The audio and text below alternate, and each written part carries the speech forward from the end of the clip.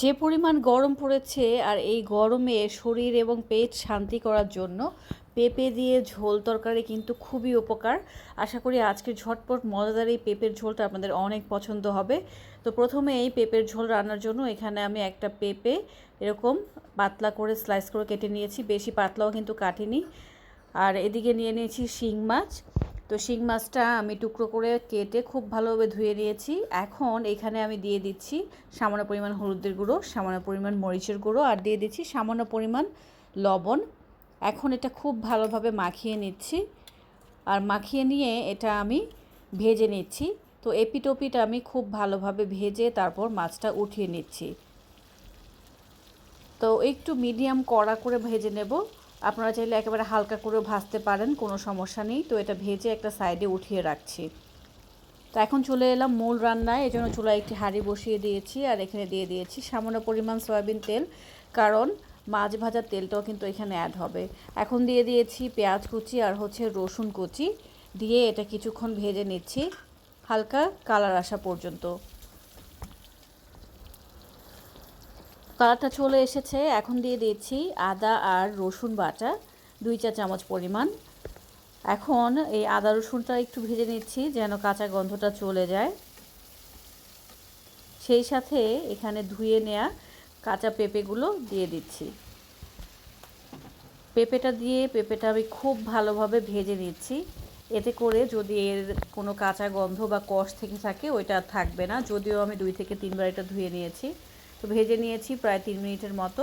এখন এখানে দিয়ে দিচ্ছি লাল মরিচের গুঁড়ো স্বাদ অনুযায়ী, দিয়ে দিচ্ছি হলুদের গুঁড়ো সামান্য পরিমাণ, আর দিয়ে দিচ্ছি লবণ স্বাদ অনুযায়ী।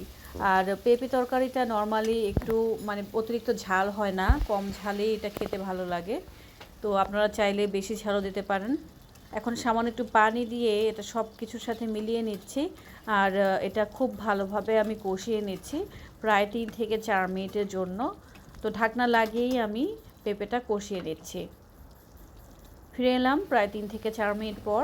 দেখতে পাচ্ছেন পানিটা কিন্তু শুকিয়ে এসেছে। আর মাঝখানে আমি 2-1 বার আবারও নেড়ে চেড়ে দিয়েছিলাম।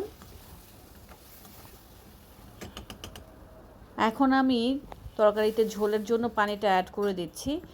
তো পেঁপেতে আপনারা ঝোল কীরকম খেতে চান এটা সম্পূর্ণই ডিপেন্ড আপনার ওপর, বাট আমি একটু মাখা মাখা ঝোল রাখবো, সেই অনুযায়ী পানিটা অ্যাড করে দিচ্ছি।